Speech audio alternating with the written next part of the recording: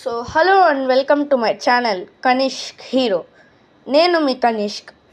నేనైతే డిలే గురించి సారీ చెప్తున్నాను. ఇప్పటి నుంచి వీడియోస్ రెగ్యులర్గా పెడతా. సో మ్యాటర్లోకి వస్తే, రీసెంట్గా ఇండియా వర్సెస్ పాకిస్తాన్ కాన్ఫ్లిక్ట్ జరుగుతుంది. సో నేను ఈరోజు గజీ అటాక్ గురించి చెప్పబోతున్నాను. సో ఈ గజీ అటాక్ అనేది 1971 వార్లో జరిగింది.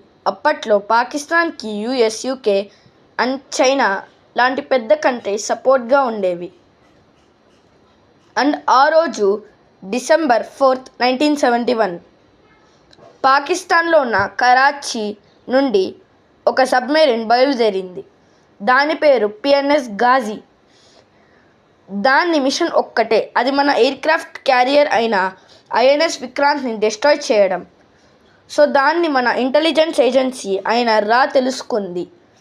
సో మన నేవీ వెంటనే ఏం చేసిందంటే, ఐఎన్ఎస్ విక్రాంత్ని అండమాన్ అండ్ నికోబార్ ఐలాండ్స్లో పెట్టింది.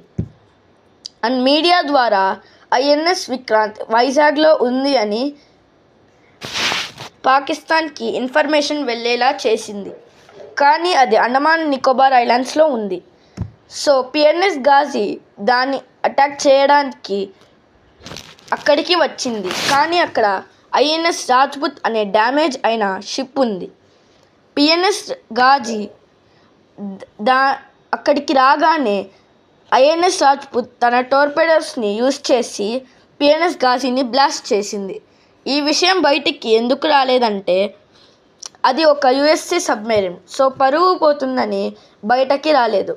మీలో ఎవరన్నా ది గజీ అటాక్ మూవీ చూసుంటే మీకు ఇంకా బాగా అర్థమవుతుంది.